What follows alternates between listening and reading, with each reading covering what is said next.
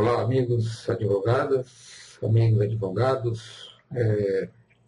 Motivo desse vídeo, né, que eu estou gravando, né, para os clientes da editora Judício, né, e também do site Petições Online, né, um vídeo privativo para esses clientes.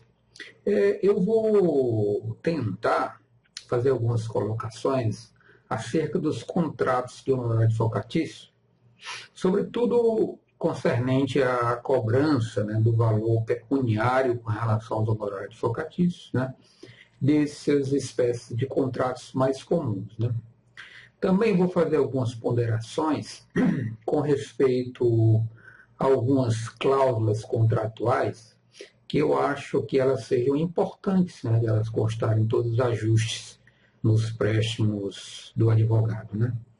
E, ao final, uma das partes mais importantes que eu acho dessa nossa troca de ideias aqui é que eu vou fornecer uma planilha, né? Vou demonstrar uma planilha em Excel, em que eu vou tentar demonstrar como o advogado, a advogada, sobretudo os colegas iniciantes, podem levar em consideração o montante aproximado, né, que ele deve cobrar com relação a determinadas causas, de sorte a fazer um ponto chamado ponto de equilíbrio, né, financeiro entre seus gastos do seu escritório, né, e as demandas que você está cuidando, né. Então, essa é uma situação que eu mesmo passei por isso, né, no início da minha carreira, e não é muito incomum hoje em dia a gente encontrar os colegas que, na hora de colocar o preço dos seus préstimos,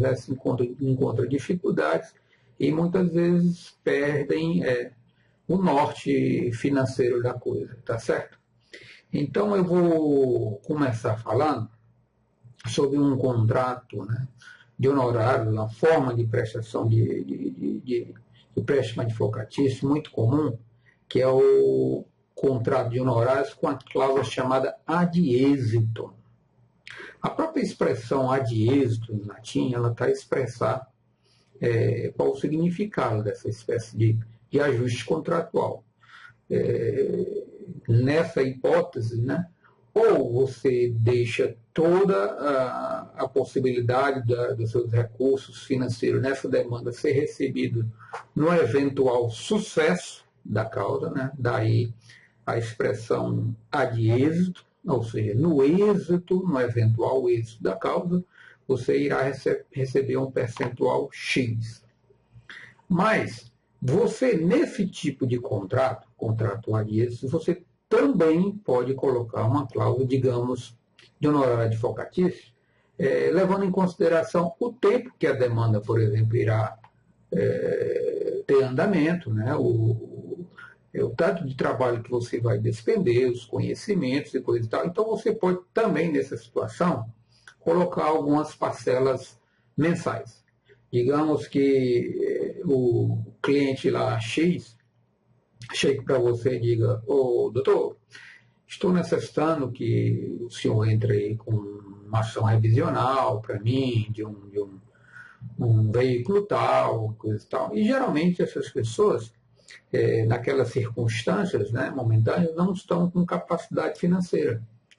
Então, nesse momento, é preciso fazer uma ponderação de ambos os lados. Né? Olha, você pode falar para o seu cliente: eu vou lhe cobrar X mil reais.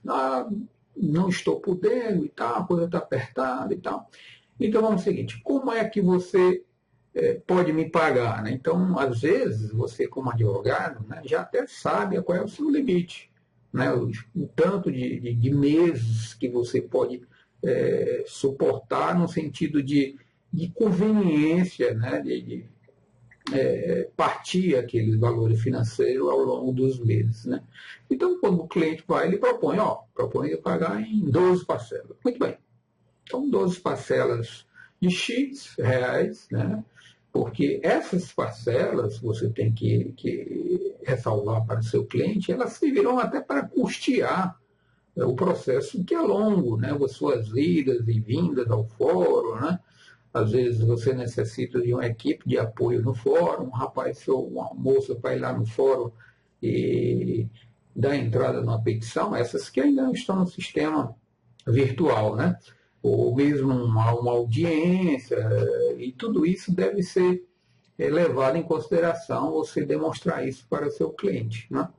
Então, de sorte que você coloca uma parcela menor de X% do que o cliente lograr isso. Digamos que nessa situação específica do veículo, né? Então, uma dívida bancária de uma empresa, né? Diz, olha, muito bem, você me paga 12 parcelas de X reais, mais 20% do que eu consegui reduzir da sua dívida, porque há viabilidade aqui técnico-jurídica de que essa dívida possa ser reduzida.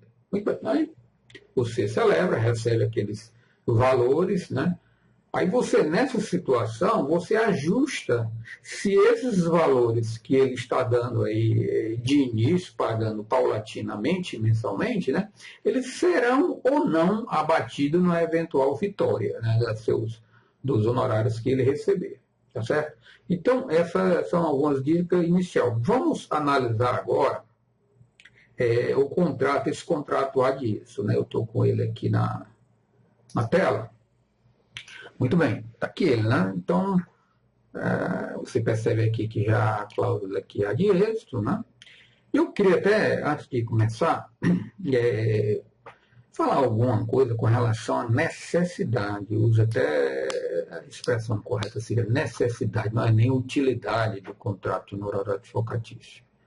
Às vezes a gente, tanto o cliente como você se sente no início, né?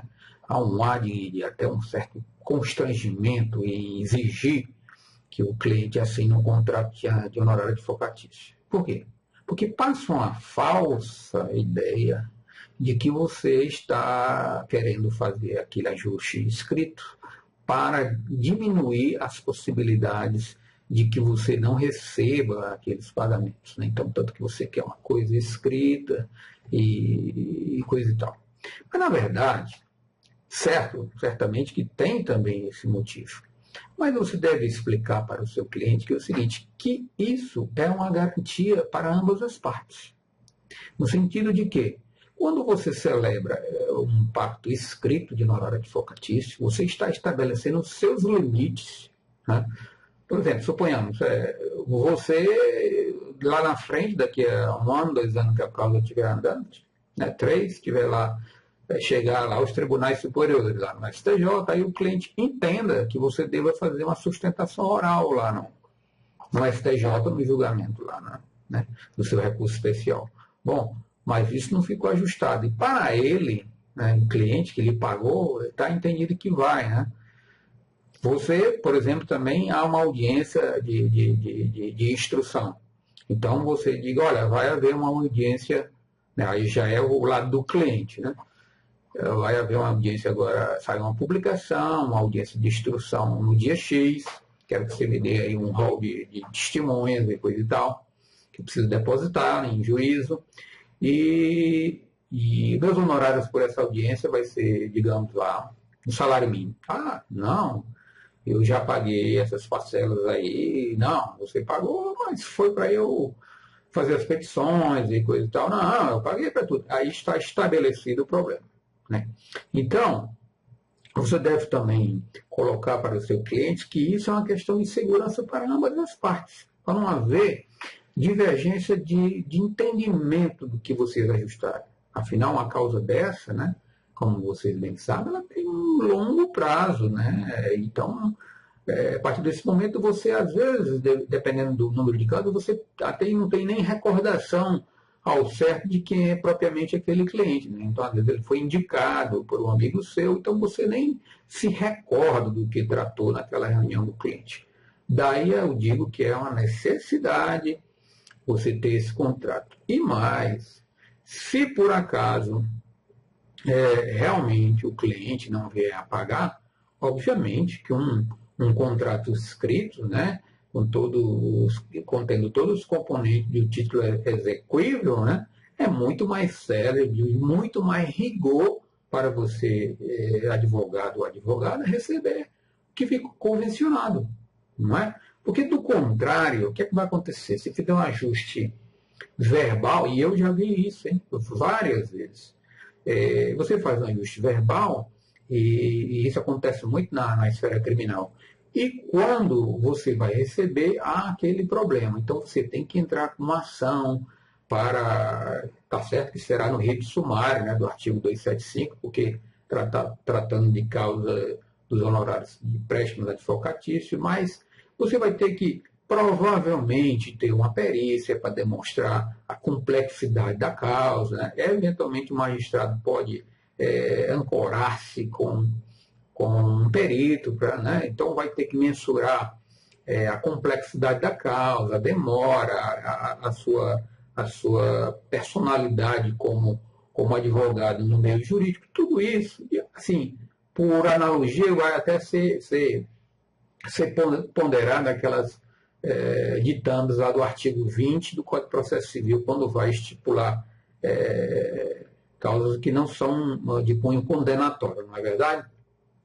Então, por mais esse motivo, eu acho muito importante, se não necessário, insisto, que vocês tenham em mente que o contrato de honorário advocatício se faz com uma coisa imprescindível. Tudo bem? Então vamos à frente agora e vamos examinar essa primeira espécie de contrato de honorário advocatício, que é o adieso, sobretudo as questões de algumas cláusulas contratuais, né, que algumas dessas cláusulas estarão não só nesse contrato, como nos demais que eu vou falar, tá certo? Mas eu vou colocar com mais detalhamento nesse contrato, tá bom? Então, vamos lá. Muito bem, como eu disse, está aqui o contrato de honorário advocatício, né? Ele é uma cláusula adieso, ou seja, no êxito, o que está mais preponderando aqui na sua remuneração é o eventual êxito na causa, né? E porque pode acontecer o seguinte, por exemplo, isso muito comum na advocacia criminal. Olha, vou fazer sua defesa, né, na esfera criminal, mas eu não posso lhe garantir que você vai ser absolvido, não. Afinal, nesse caso do criminal, muitas das vezes vai depender de circunstâncias fáticas, né? Assim, olha, ele foi legítima defesa ou não foi, né? Ele agiu por motivo fútil ou não, e coisa e tal, foi um crime doloso ou culposo. Então, são situações que dependem muito do quadro fático que será apurado no decorrer da demanda, né? Então, é uma situação que você vai trabalhar muito, então você não pode, não deveria ao menos, né, colocar-se em situação de depender do julgamento da causa. Então, olha, eu faço essa defesa X mil reais, ponto. Então não tem nada com o êxito, né? Agora, já nessa aqui não. Justamente, por exemplo, nesse caso aí de uma revisional que eu coloquei, né? Por exemplo, também poderia ser num divórcio litigioso. Olha, se eu conseguir evitar, né, a X, assado e coisa e tal, o êxito, né? Então, você sabe de algumas teses que vai ser aplicada, sabe até de algumas súmulas do STJ, uma matéria já mais definida, né? Então, você tem capacidade de mensurar se aquela possibilidade de êxito é alta, baixa ou média. E daí você coloca, olha, as possibilidades são assim, então no êxito eu posso assim colocar mais assim, mais, menos que as possibilidades, sendo honesto com você, cliente, será menor, então não é agradável para mim colocar a grande parte da minha remuneração ao longo desse tempo para receber um valor ao final, tá certo? Então vamos lá. Então,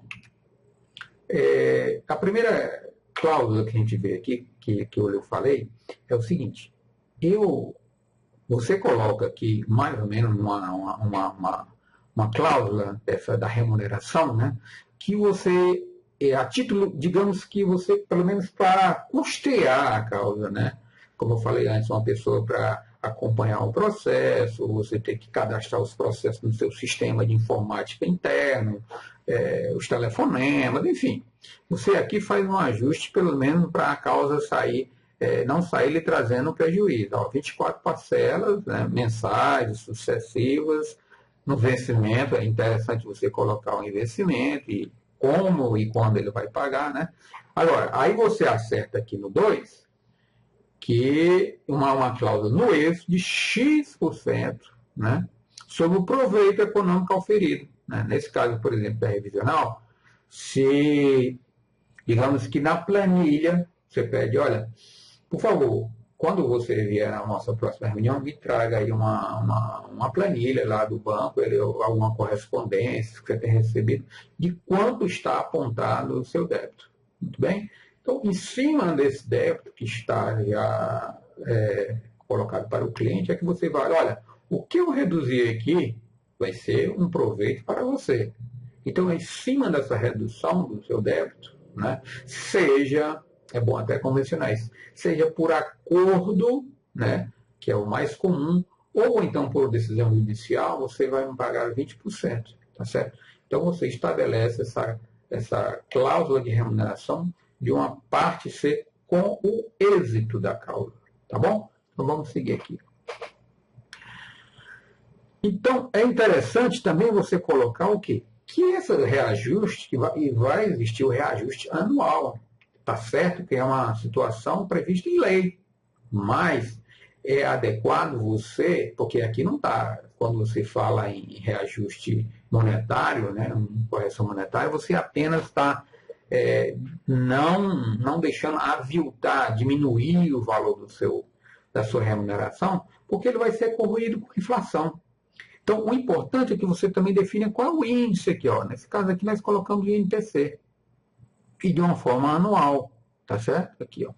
Então, anualmente, então, quando ele for pagar, ele já está certo que esse valor dessas parcelas será corrigido. Não será mais aquele do passado. Do contrário, você irá entrar em prejuízo. Porque as parcelas, se é R$1.000 há 4 anos atrás, obviamente que não vai valer os mesmos R$1.000, você não comprará a mesma coisa R$1.000 3 anos depois, tá certo?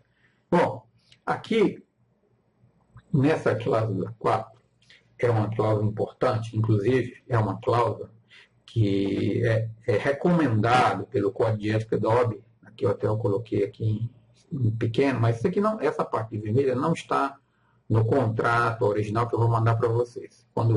Aliás, eu não sei se eu falei aqui minutos antes, mas todo esse material aqui, os contratos, a planilha que eu vou explicar do Excel, elas vão estar todas dispostas para vocês de forma gratuita, tá certo?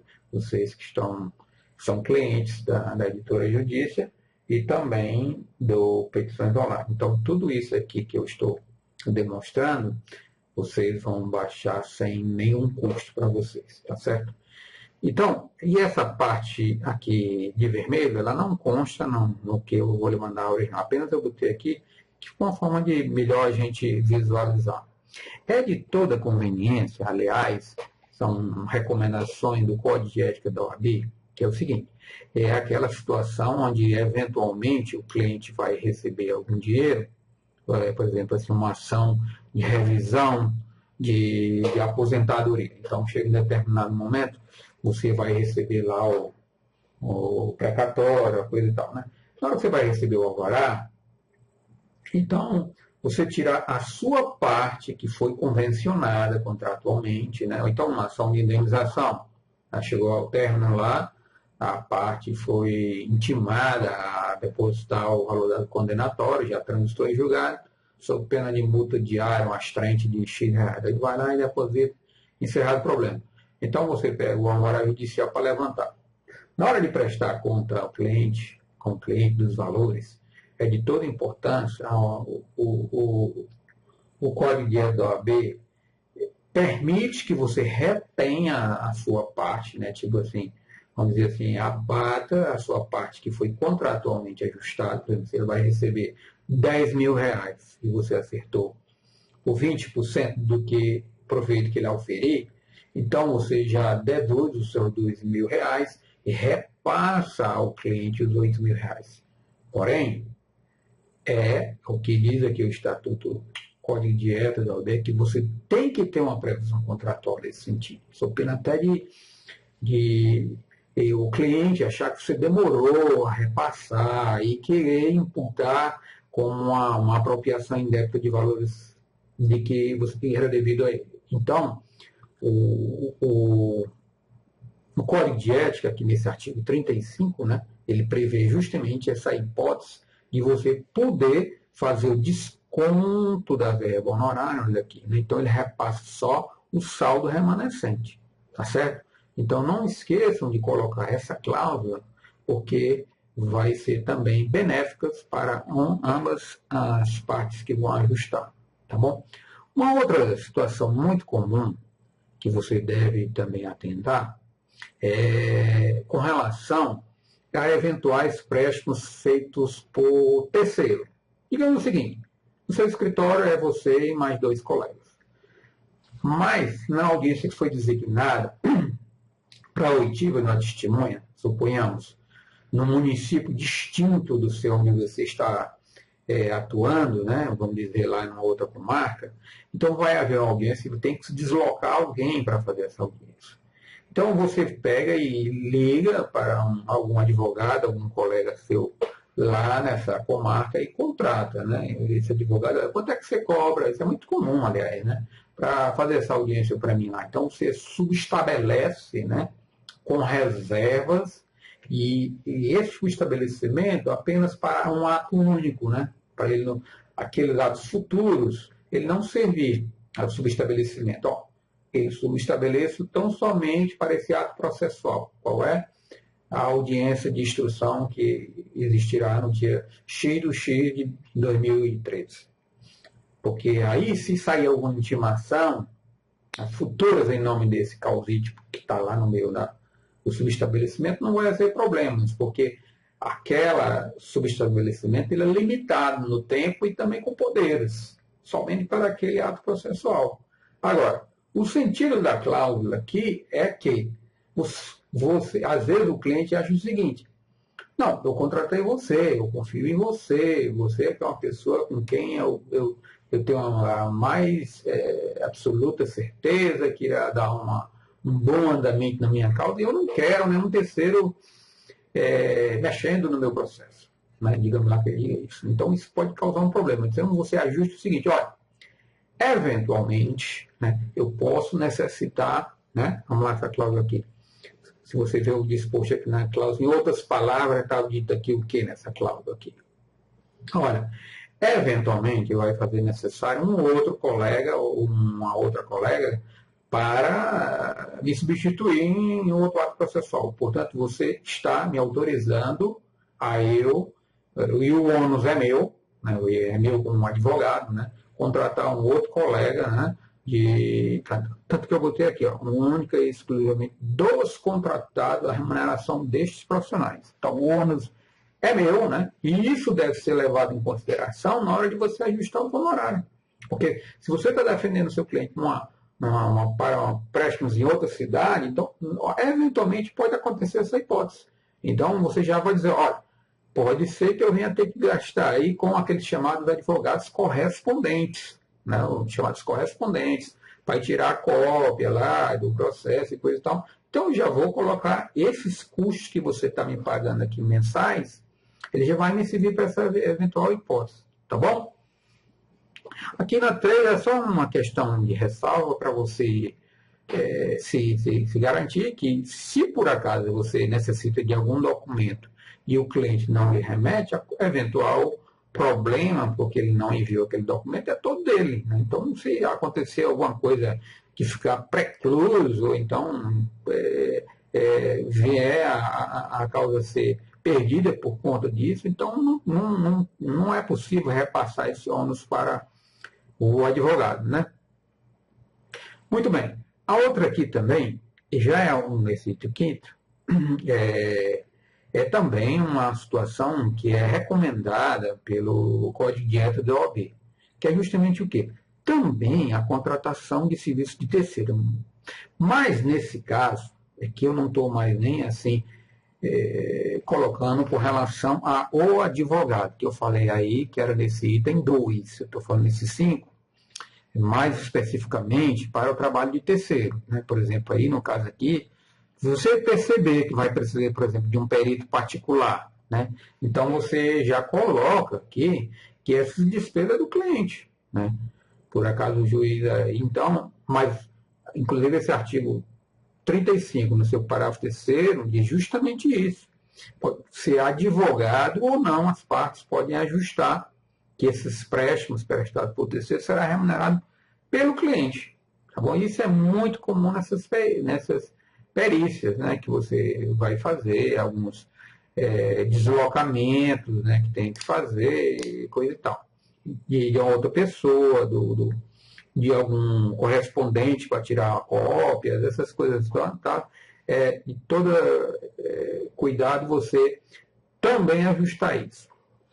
Outra situação também muito comum é a questão dos honorários de sucumbência. É praxe, digamos assim, o cliente confundir esses honorários sucumbenciais com os honorários contratuais. Olha, aí ele vem no final que vai pagar, então algum deles diz o seguinte: você não já recebeu? Eu vi lá na sentença que você vai receber X% lá da outra parte. Não, aí você vai explicar, olha, mesmo assim, mas esse honorário não é meu para ele pagar com ele? Não, esse é meu. Então, eu sei que é uma disposição que está, inclusive, prevista no Estatuto da OAB. Mas não é, assim, desprezível você colocar uma cláusula, né? Nesse caso, só vai lhe trazer benefício, de tornar mais claro essa situação. Não é verdade? Então, é toda conveniência você colocar também, inclusive, aqui com relação às custas, né? Porque ele acha que também você deverá fazer pagamento de custas para recorrer, o porte de postagem e retorno de um recurso lá especial e coisa e tal. Tá certo? Muito bem.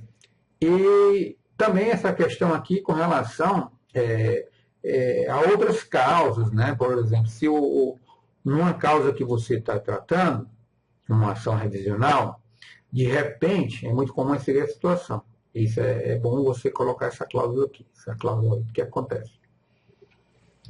Suponhamos que você entra com essa ação revisional antes de alguma demanda que tenha sido ajuizada contra seu cliente.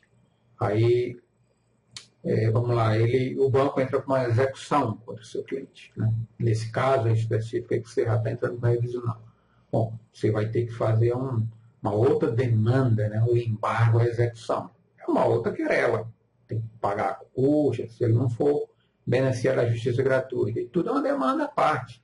Então, o cliente tem que confundir que pagou por tudo. Né?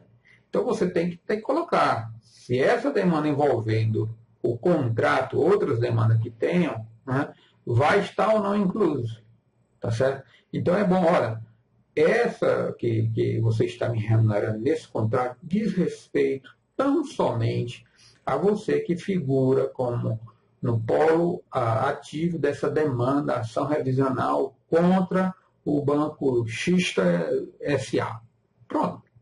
Então, não há perigo de o cliente tentar confundir. Né? Então, olha, está aqui, está ajustado só. Agora, o que eu posso fazer por você dizendo para o seu cliente, como você já não pagou essa parte aqui, eu vou te fazer menor valor aqui por essa embargo de execução, até porque as teses são semelhantes e coisa, mas isso não afasta a hipótese que eu terei que também trabalhar nesse processo.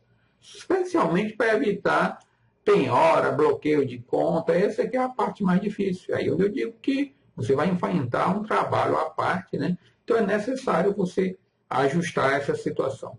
Tá bom? Então vamos lá. Bom, aqui é a questão do relatório, né? Então, é uma outra situação muito comum. Isso tudo, pessoal, que eu estou colocando aqui, ao longo de quase 25 anos que eu tenho como advogado, os problemas que eu tive ao longo dessas mais de 2 décadas. Então, isso eu já fui colocando os pontos mais comuns, né? Em que eu enfrentei ao longo do tempo, né? Foi aquela questão vivendo e aprendendo, né? Então, isso tudo aqui são situações que, provavelmente, se não tivesse, algum dia, em algum momento, você iria enfrentá-las. Né? Esse desgaste. Né? Eu acho que a expressão mais correta é desgaste. né? Então, o cliente costuma fazer o seguinte: minha causa está abandonada, né? Você não me dá notícia, você como advogado não me informa como é que está o andamento processual, tal. Então é bom você ajustar de que forma essas informações processuais vai ser fornecidas ao cliente. Sobretudo que na maioria dos tribunais hoje em dia há o sistema push, onde o cliente é avisado, há o sistema de telefonia, que você pode ligar e ter informação, há o sistema que ele pode acessar o próprio site do tribunal. E embora às vezes o cliente quer informação sua, com as suas palavras, porque ele não consegue entender alguns termos técnicos. Então, faça a ressalva de como você vai fornecer esse relatório e se vai fornecer esse relatório. Alguns advogados, já no mais avançado da sua profissão, dispõe até de sites onde o cliente entra lá com login, senha, né? E esse seu site é alimentado usando profissional por um funcionário seu, quer dizer, mais um custo, um benefício que você está dando ao seu cliente, mas ele vai colocar com a linguagem menos técnica que há nos tribunais, concluso ao juiz, né? Aí ele não vai entender, né? Então aí você pede para a secretária, foi para o juiz para examinar aquela nossa petição e pede para levantar o alvará do dinheiro, tal. Pronto.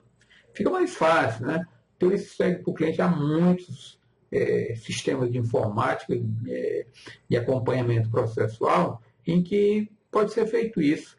É uma ferramenta a mais, né, que pode lhe trazer o benefício no seguinte sentido. Poxa, esse meu advogado, ele inclusive me dá todas as informações, né, tranquilo, tudo que acontece já chega no meu e-mail, né? Num mundo atual de muitos advogados e advogadas, uma concorrência muito grande, qualquer, além do seu know-how, alguma coisa dessa aí já engrandece você em relação a um outro colega que está fazendo os empréstimos advocatícios, tá bom? Então vamos lá, continuar. Bom, aqui é a cláusula que eu acho importante, que é a cláusula de confidencialidade das informações, de documentos. Está certo que você, como advogado, você tem até o dever legal de manter esse segredo com relação ao que está previsto em lei. Agora, o que o sentido maior dessa cláusula é evitar justamente o quê? Alguns documentos, teses que você faz, né, tem uma particularidade de ter aprendido aquilo, sei lá, uma pós-graduação, um mestrado, uma coisa que você se esforçou, de repente, olha, o cara achou bacana, né, o seu cliente sai distribuindo aí para tudo que é advogado familiar dele e tal. Então, você pede aí nessa cláusula, né, determina, né, um ajuste, né, que inclusive seus trabalhos aqui, ó, técnicos jurídicos, né, não pode ser demonstrado para terceiro. Claro que qualquer pessoa ter acesso aos autos de um processo, salvo se não ocorrer segredo de justiça. Porém, não custa nada você, pelo menos, minimizar esse risco, tá certo? Então, acho que essa cláusula está aí disposta. E todas essas cláusulas que eu estou colocando, obviamente que você pode aumentar ou diminuir, né? Às vezes, digo isso também, se você faz um contrato de honorário muito grande, né, o cliente se assusta. Nossa, o advogado está com uma desconfiança de mim que, Deus do céu, estou até com medo de assinar isso.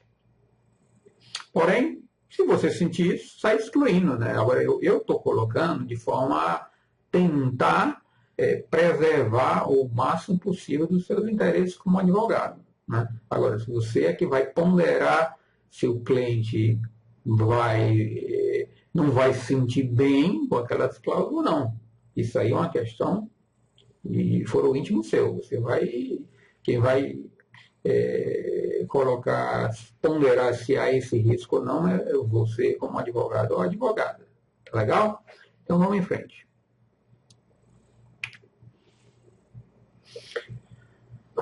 Muito bem. Outra situação muito comum é essa aqui, ó, no artigo 12. com relação a eventuais viagens, você, como advogado, está disposto mesmo. Eu quero ir para essa audiência e tal, que vai haver lá em São Paulo, né? E você é do outro estado, né? Você é da Bahia, você é lá em Pernambuco, você é lá do Rio Grande do Sul e coisa e tal. E tem que se deslocar a São Paulo. Uma carta precatória que foi para lá e vai haver uma audiência coletiva da testemunha tal. Muito bem. É importante dizer aqui que as eventuais despesas de transporte, hospedagem, alimentação serão exclusivamente pagas do contratante. E aquilo que eu repito, do contrário, o cliente sempre tende a entender que tudo que ele pagou no início corresponde a todas as suas despesas. Tá certo?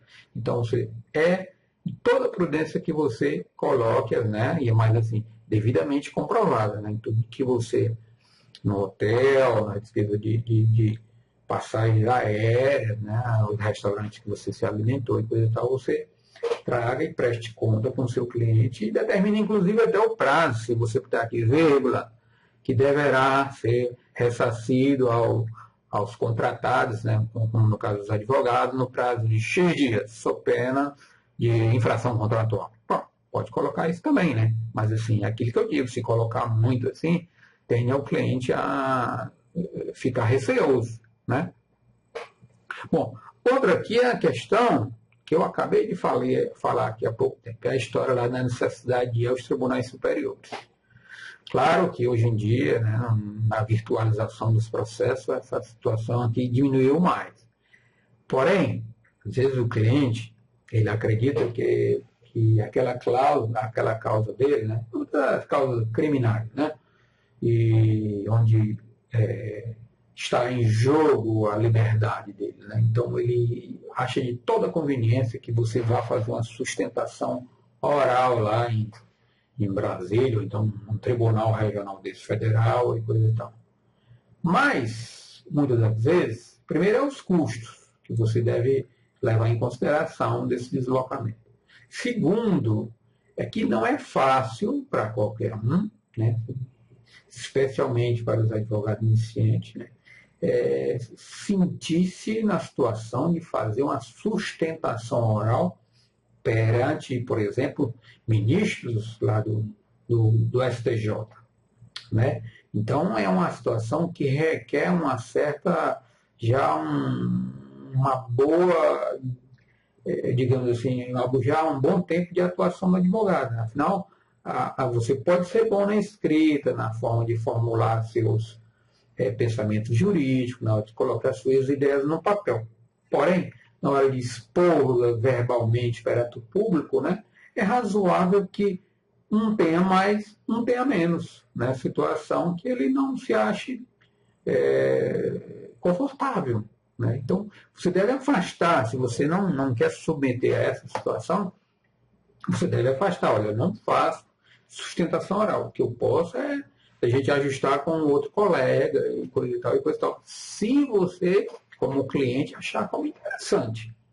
Então, e aí você coloca daqui, como eu coloquei, que todas as despesas também, diárias, inclusive. Se você diz, olha, eu vou, mas a minha ida para algum determinado local me custa um ônibus aqui, né, no meu escritório. Então, eu cobro uma diária de X reais, R$ 1.000 por diária, né? Eu vou para lá, para Brasília, vou lá aguardar e tal. E mesmo, você pode até colocar, mesmo que não haja lá esse ato processual, a audiência, o julgamento lá no STJ, você me pagará as diárias. Né? Então é muito bom você colocar também, às vezes você vai com audiência em uma outra cidade, em um outro estado, chega lá e a testemunha não foi intimada. Aí você volta, não houve audiência e vai cobrar. Aí, mas nem houve. Bom, mas eu fui lá. Eu não tive culpa se por acaso a testemunha não foi encontrada. Esse homem não pode ser colocado para mim como advogado, né? Tudo bem? Na outra situação, é essa com relação ao devedor solidário. Eu acho importante usar essa cláusula seguinte. Às vezes você está advogando para uma determinada empresa, e essa empresa, na condição de devedora, digamos assim, de bancos, ela já não está numa situação legal. Então, as causas, suponhamos, de valores altos, que vai reclamar muito trabalho seu, né? E aí você tem dúvida se, devido à capacidade financeira que se apresenta a você daquela empresa, ele irá lhe honrar ou não. Então, é conveniente nessas hipóteses você colocar alguns intervenientes nesse contrato.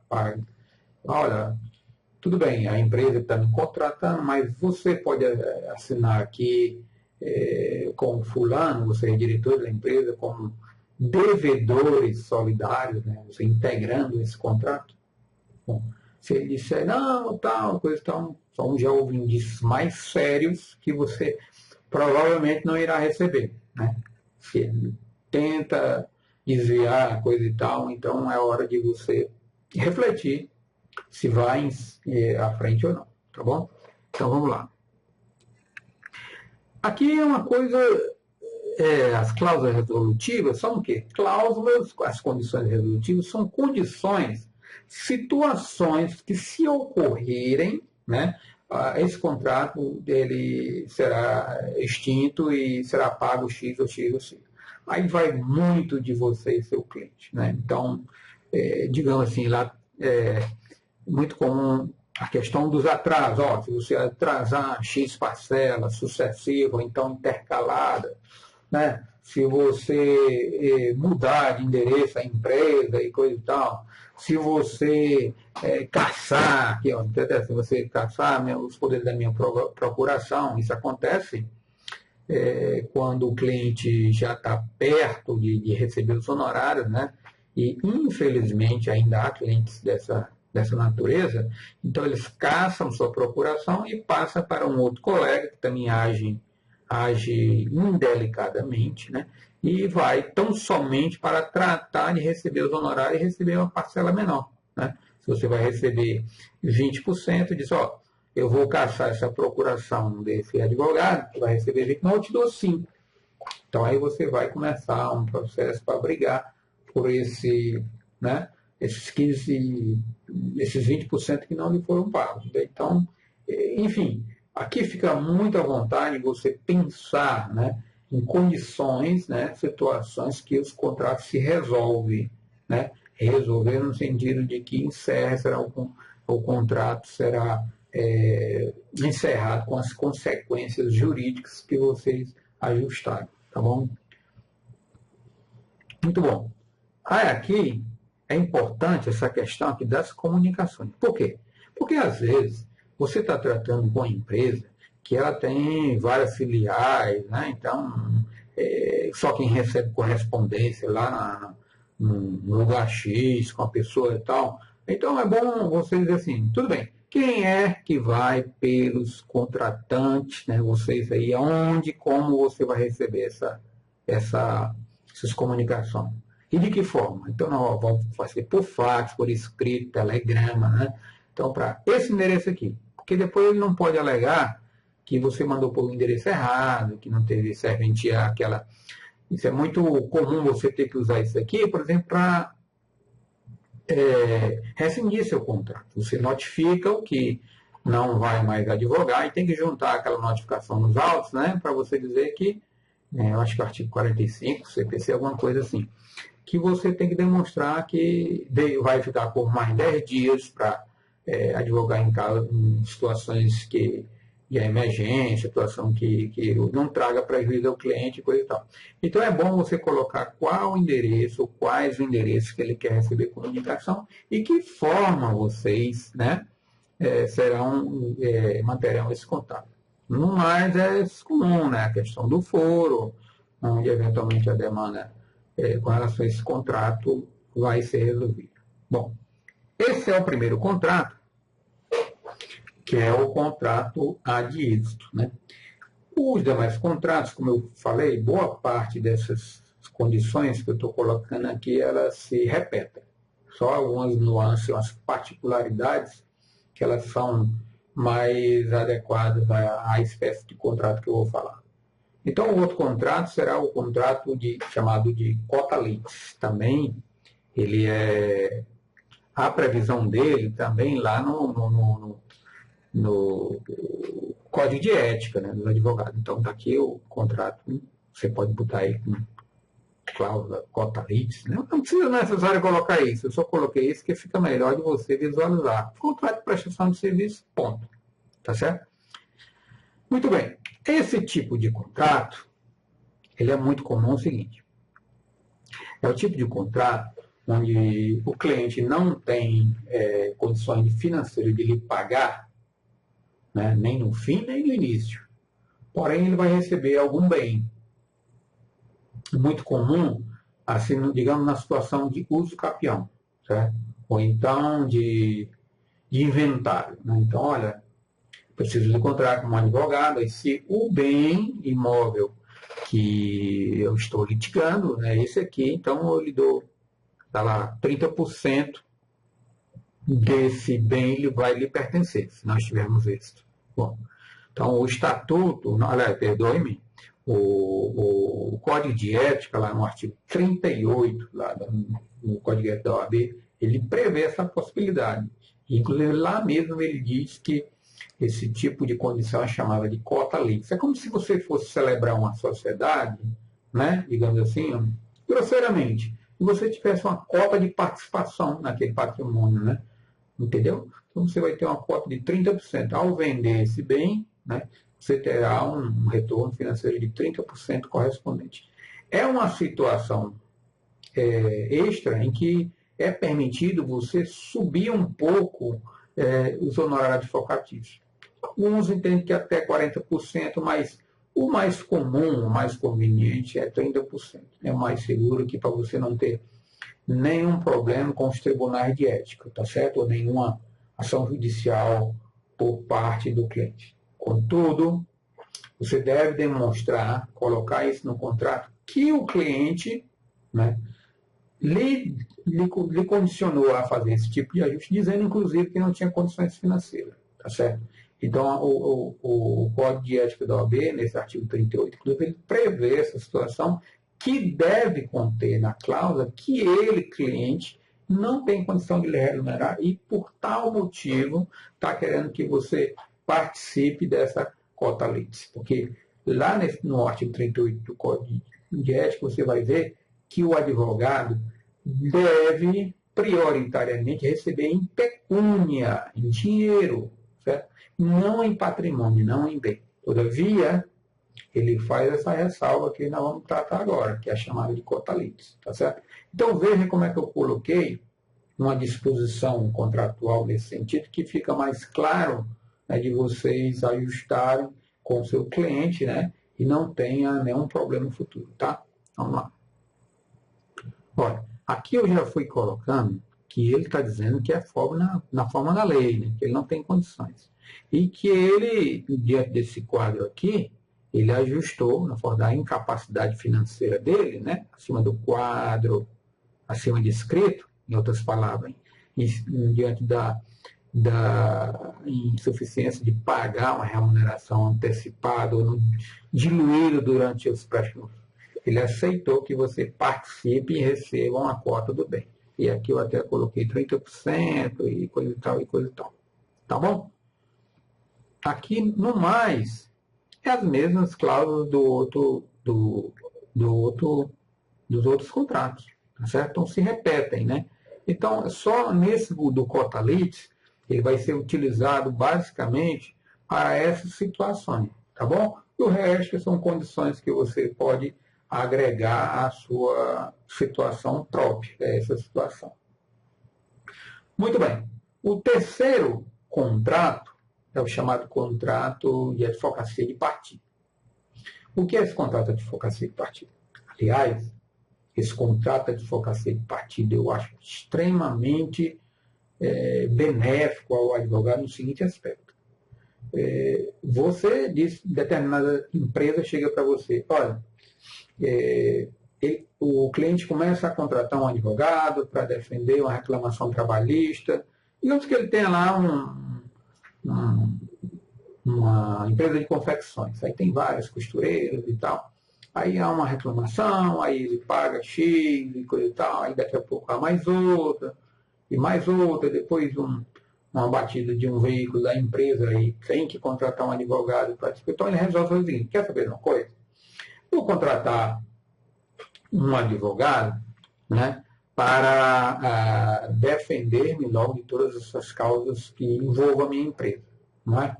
Então, nesse caso, aí é uma remuneração fixa, mensal, em que a importância financeira está o quê?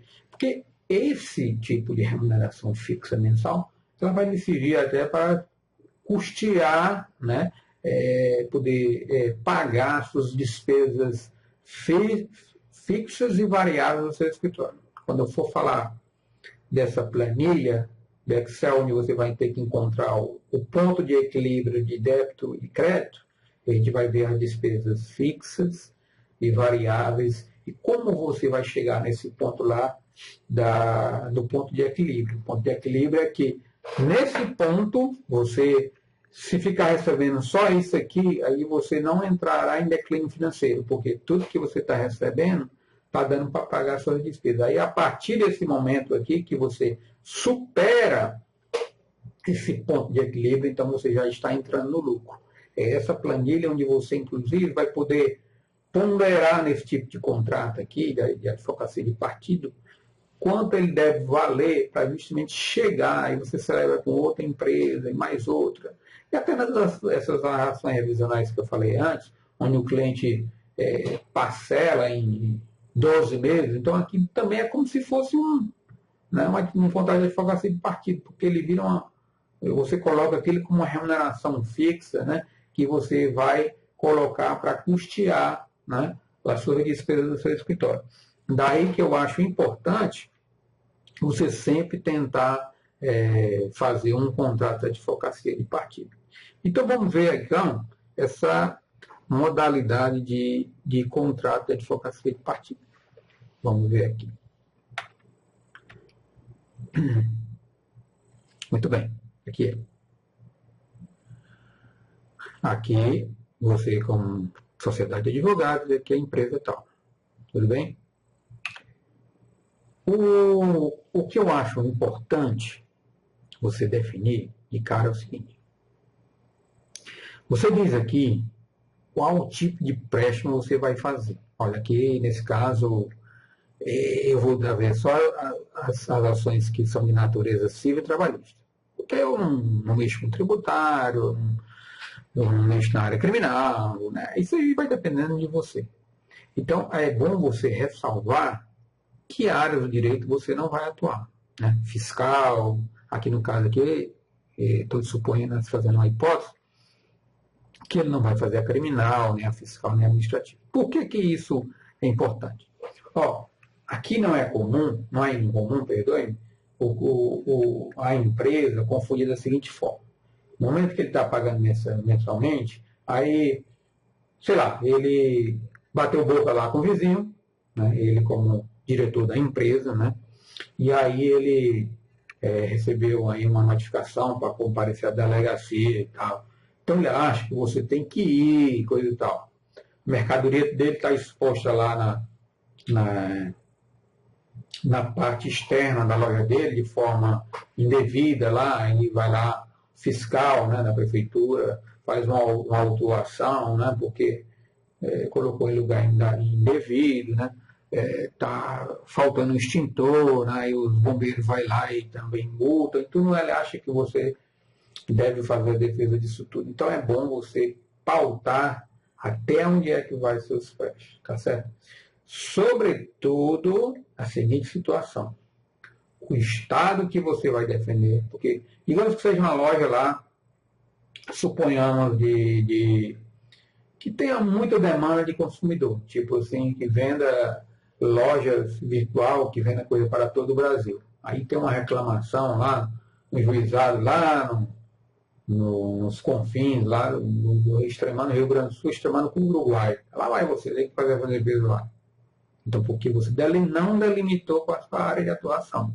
No sentido de área, no sentido não de técnica jurídica, assim, criminal, mas sentido geográfico mesmo. Né? Ou até um município, eu só atendo na capital, aqui no Ceará, eu só atendo na capital de Fortaleza. Não vou atender aqui nos municípios, tal. Então é bom você fazer isso aí para não haver confusão. E a outra é com relação justamente à questão de os clientes acharem que a todo momento ele pode lhe chamar, ó, dá um pulo aqui, eu quero tirar uma dúvida, ela vai se deslocar, às vezes você está até esperando um cliente com outra causa sua e você tem que ir cortar todo o sua ordem de receber clientes lá e tudo e tal. Então você vai dizer assim, vai ser remunerado ou não por cada consulta? E se for, é por hora, é por cada vez que você for, né? E até que ponto ele pode lhe chamar? E ligações? Né? Você pode fazer os préstimos para tirar dúvidas por ligações e por e-mail, né? E empresas coligadas, né? Tipo assim, uma empresa de engenharia e ele tem lá uma outra coligada da empresa da holding dele lá, que é de alimentos, né? Tá todas. E os diretores também estão incluídos nesse contrato para fazer. Então, deve ter todo cuidado, pense até o limite que o cliente pode utilizar dos seus préstimos. Do contrário, é isso que eu estou lhe avisando. Né? Eles vão achar que tudo isso que eu estou dizendo pode ser feito, né? E, inclusive essa situação de uma outra pessoa fazer, às vezes, de você como advogado e ter que ir lá conversar com eles pessoalmente. Ah, eu contratei só o Alberto Bezerra, ele é que tem que vir aqui. Não, poxa, mas espera aí. Eu tenho mais 4 sócios, 3, sei lá, eles aqui podem ir também, eles entendem aqui da área artística e tal. Então, isso tudo você deve delimitar. Uma outra ponderação que eu faço aqui é o tipo de se você vai ter que formular algum parecer. Tipo assim, é muito comum o cliente dizer assim, olha, eu estou querendo entrar com uma ação contra empresa X. Você poderia fazer algumas ponderações legais, né? Se isso é devido ou não, né? Outra situação também que você deve colocar, porque às vezes quando o cliente desse lhe contrata, de contrato por esse tipo de contrato que nós estamos falando, e aí geralmente ele já tomou de outro advogado, né? Não achou que a causa não estava sendo bem tocada, né? E coisa e tal, ou até já ouvi falar bem de você, acredita que você vai fazer um serviço melhor do que o anterior. Então a situação é de você fazer também analisar todos os processos, né, se possível, por menos então por amostragem, né? Em que pé estão esses processos, a quantidade, né, em que locais estão e se você vai pegá-los, né? Então há de haver, por esse processo, além de você pagar esse fixo, você vai ter que me dar essa demanda aqui, né, X reais por cada processo desse, logo de cara, porque eu já vou pegar esses problemas, não tem, no sentido de quê? Porque o meu raciocínio, né, você dizendo como advogado para ele, o meu raciocínio técnico e jurídico não foi empregado nessas demandas aqui. Então eu vou ter um trabalho a mais, eu vou ter um plus, porque eu vou ter que me adaptar à forma de pensar, ao pensar jurídico do antigo colega. Não é diferente na causa de eu começar do zero, né, e colocar toda a minha forma de agir, de pensar, estratégias técnicas para eu colocar, e isso não foi colocado da forma que eu penso ser a correta. Então aí você vai e ajusta esse valor por cada processo. Tá bom? Vamos ver aqui mais alguma coisa.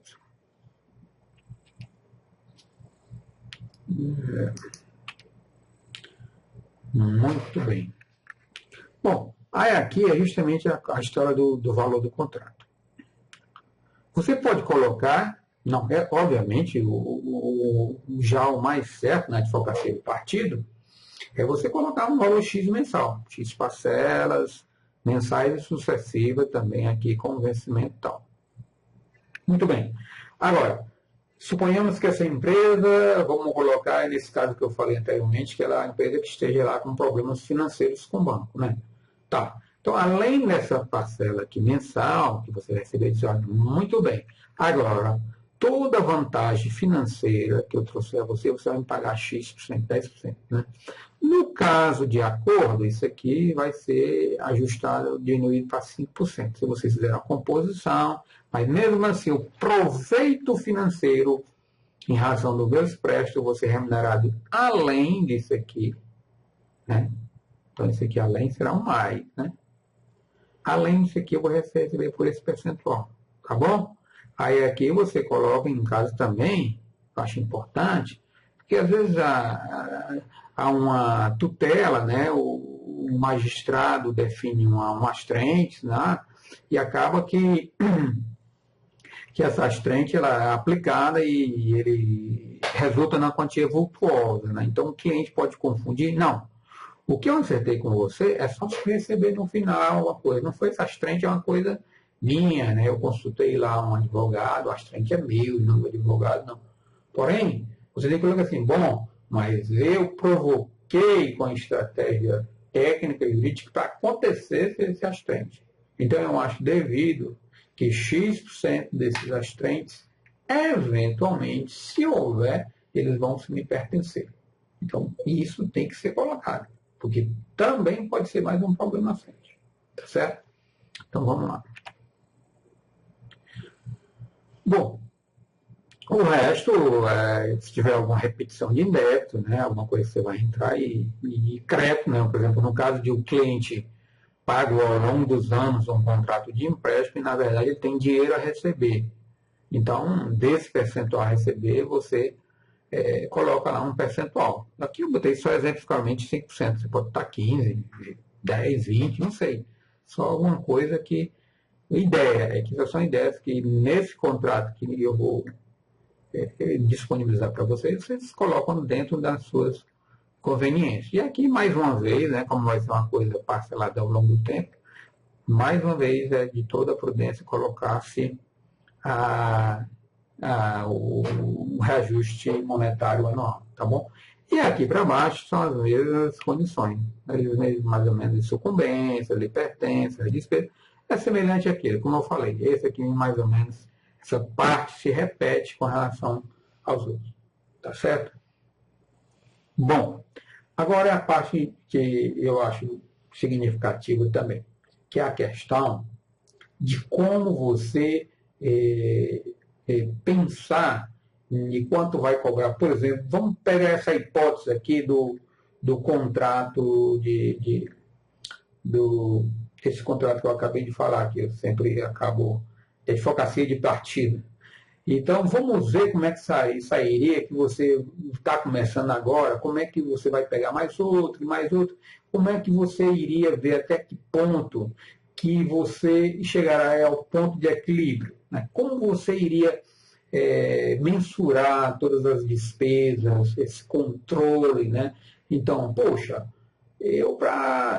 a conta é essa, para eu pegar um processo desse aqui, uma advocacia de partido dessa, necessariamente eu vou precisar de uma moça para alimentar o sistema, eu vou precisar de 2 estagiários, né?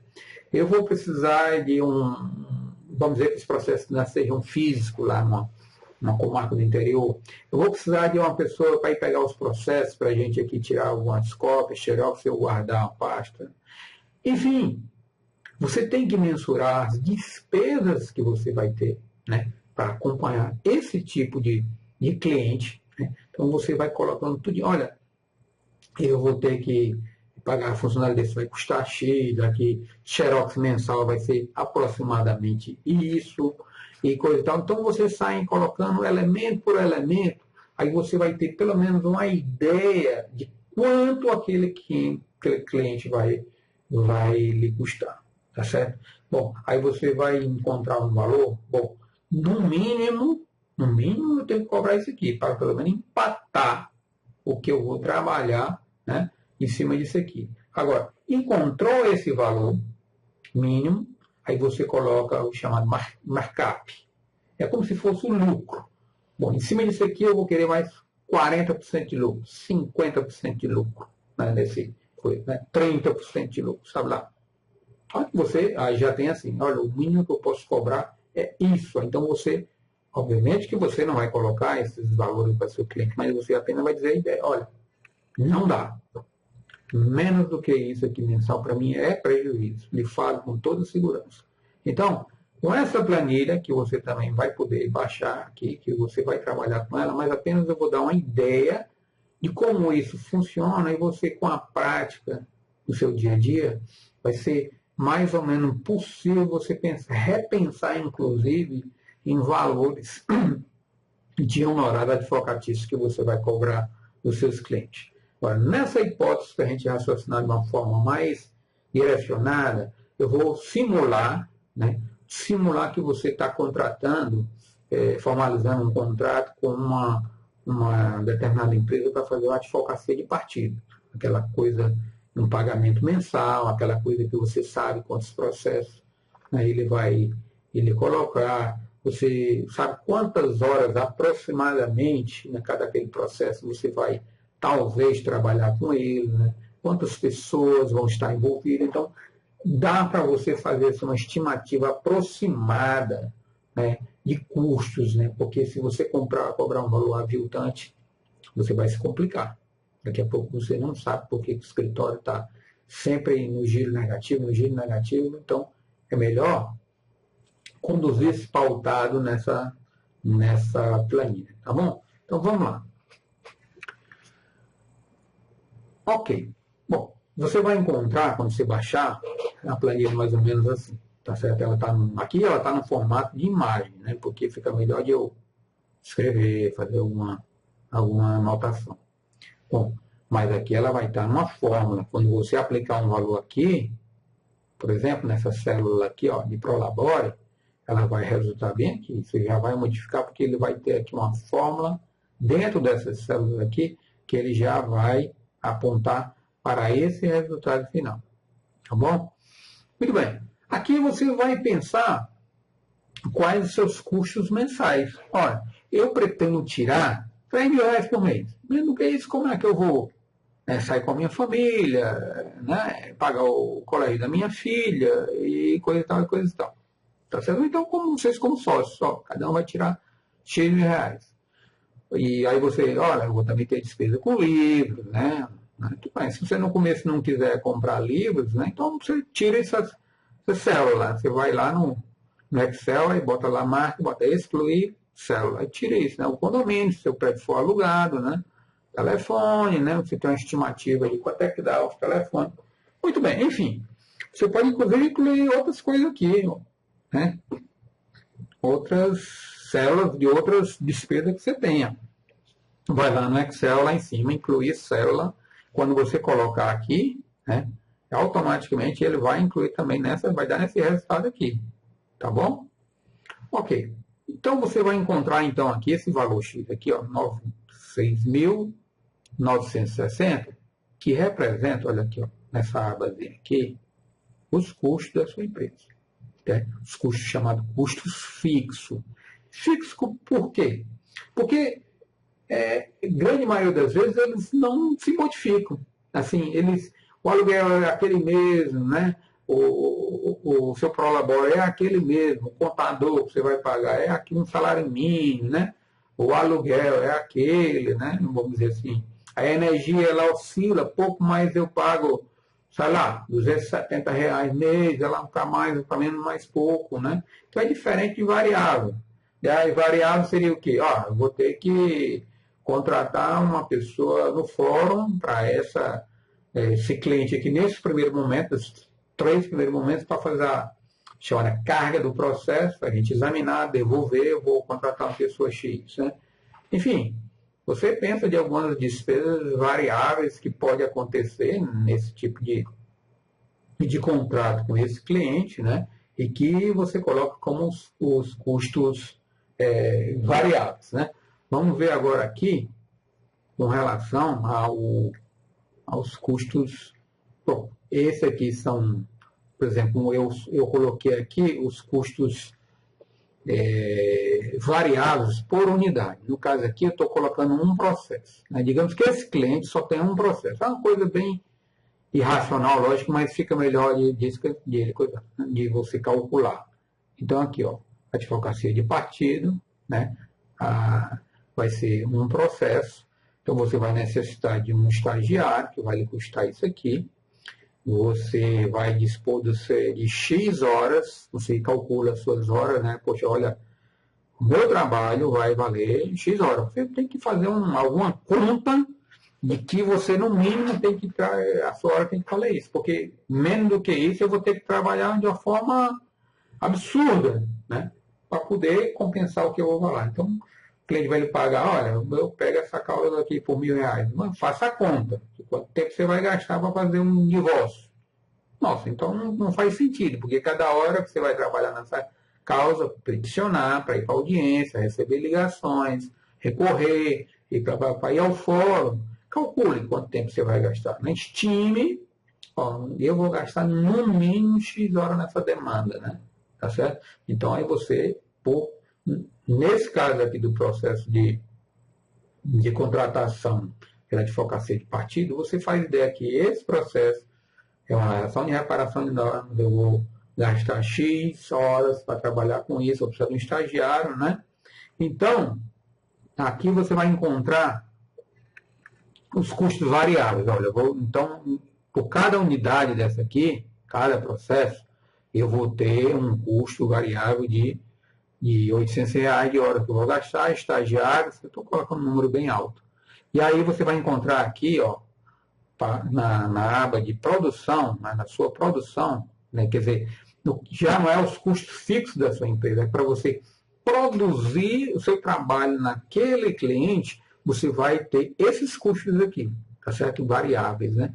Então você vai encontrar aqui um custo de 1.150 ou processo mensal, tá certo? Então esse cliente aqui vai lhe absorver esse custo por processo. Vamos dizer que esse número seja só 150.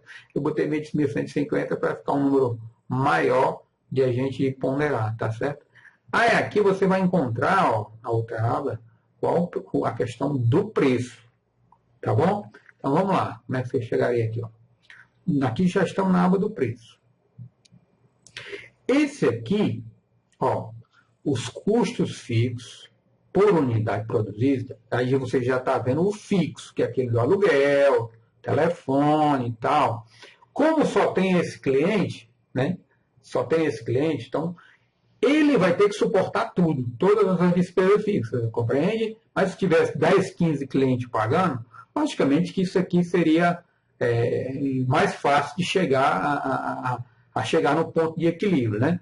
O custo variável, ou seja, aquilo que você fazer por cada processo, a unidade, que é por unidade produzida, vai ser 1.150. Então, o custo mensal disso tudo vai ser 8.110. Tá certo? Aí, além disso, quando você for emitir nota fiscal, digamos lá que você vai pagar de imposto 11%. Aí o sistema aqui já vai calcular, ó, os custos de venda do seu produto, vai calcular aqui o imposto. Tá certo? Muito bem. Aí aqui você vai encontrar, ó, 9.000 e alguma coisa, como sendo o valor mínimo que você pode cobrar desse cliente.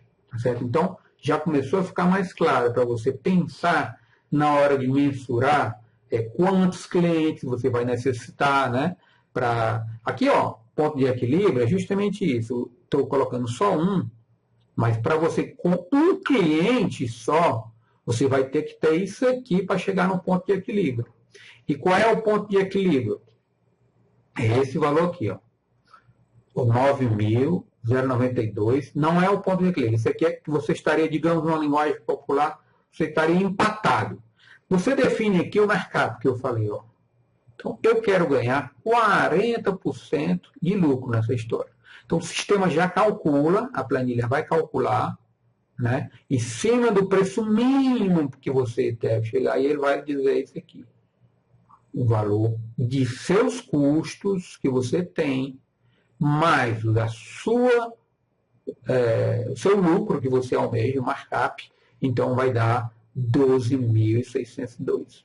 Tá certo? Então, você tem que ter essa receita mensal para se pagar, né? Se pagar e ainda ter um lucro de 40%. Então, mas aqui, olha, esse só tem 1%. Então, esse seria o ponto de equilíbrio, tá certo? Olha, 12.602. Então, chegou a esse resultado, você estaria confortável. Obviamente, nós estamos falando grosseiramente que só um único processo e um único cliente. Uma ideia apenas para a gente poder ter uma ideia de como a coisa, quando você coloca essa conta no papel, você se assusta. Nossa, eu estava cobrando muito baixo.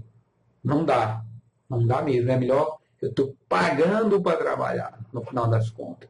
Certo?